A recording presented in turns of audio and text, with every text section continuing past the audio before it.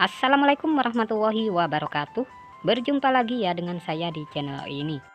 Nah, pada kesempatan kali ini saya akan memberikan informasi terkait jadwal pencairan bantuan PKH tahap 6 alokasi November dan Desember.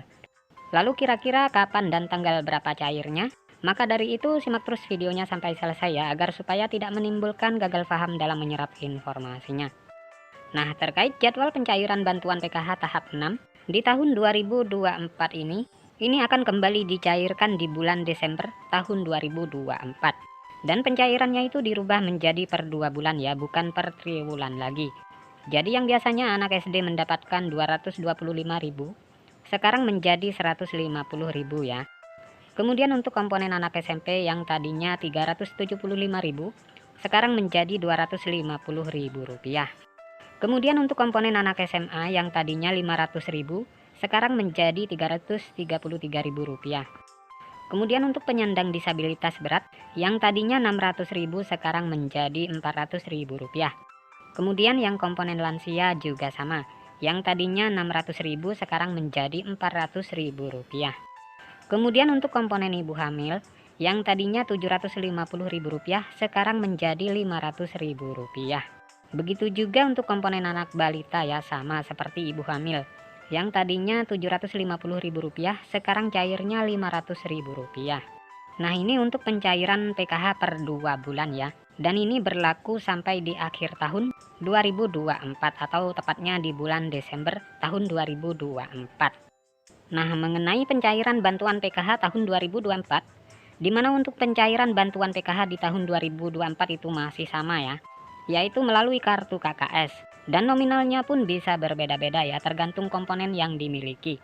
Selain itu juga sudah ada peraturan yang sudah ditetapkan ya dalam hal pencairan PKH di tahun 2024. Jadi untuk bantuan PKH itu adalah bantuan bersyarat ya, jadi harus memiliki komponen PKH seperti anak balita, kemudian anak sekolah SD, anak sekolah SMP, anak sekolah SMA, kemudian penyandang disabilitas, dan juga komponen PKH lansia, serta komponen ibu hamil ya. Jadi itu adalah komponen PKH ya. Jadi bukan hanya anak balita atau anak sekolah saja, tetapi ibu hamil pun sama, masuk kategori komponen PKH. Kemudian penyandang disabilitas dan para lansia juga ya. Kemudian dari ketujuh komponen bantuan PKH tersebut, ada 13 kriteria yang menentukan bantuan PKH-nya bisa cair. Yang pertama, peraturannya itu kalian harus terdaftar di dalam DTKS. Jadi mulai dari anak balita, anak SD, ibu hamil, kemudian anak SMP, anak SMA, penyandang disabilitas dan lansia tersebut harus masuk di dalam DTKS dan aktif sebagai penerima bantuan PKH. Kemudian peraturan yang kedua, di dalam keluarga maksimal hanya 4 komponen saja.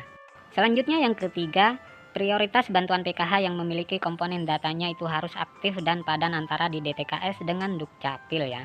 Selanjutnya yang kelima, jika kalian terdaftar sebagai penerima bantuan PKH anak sekolah, baik itu SD, SMP maupun SMA, datanya harus terdaftar di aplikasi Dapodik sekolah masing-masing. Dan datanya padan dengan DTKS ya, jadi tidak boleh ada perbedaan. Kemudian peraturan yang keenam, untuk komponen PKH balita. Nah, yang disebut komponen PKH balita itu adalah hingga anak yang kedua saja ya. Kemudian selanjutnya, komponen anak balita umurnya itu adalah sekitar 0 sampai 6 tahun. Kemudian selanjutnya peraturan yang ke-8 yang dianggap komponen disabilitas itu hingga 4 orang saja. Selanjutnya komponen lansia, peraturannya adalah yang dibilang komponen PKH lansia sama ya, seperti penyandang disabilitas, yaitu maksimal 4 orang saja. Selanjutnya peraturan yang ke-12 untuk komponen ibu hamil. Nah, ini yang dianggap atau dibilang komponen PKH ibu hamil adalah hanya sampai kehamilan yang kedua saja.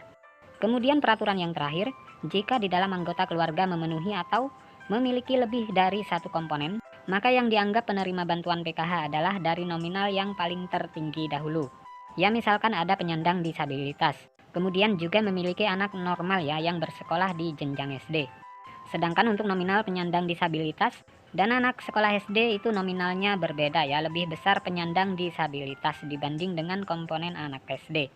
Maka yang masuk komponen PKH adalah komponen disabilitas yang didahulukan. Nah, jadi sudah jelas ya, itu adalah peraturan bantuan PKH di tahun 2024. Sementara untuk tanggal waktu pastinya pencairannya akan dimulai kapan, kita tunggu informasi selanjutnya. Nah, sekian dulu informasi ini, semoga bermanfaat. Assalamualaikum warahmatullahi wabarakatuh.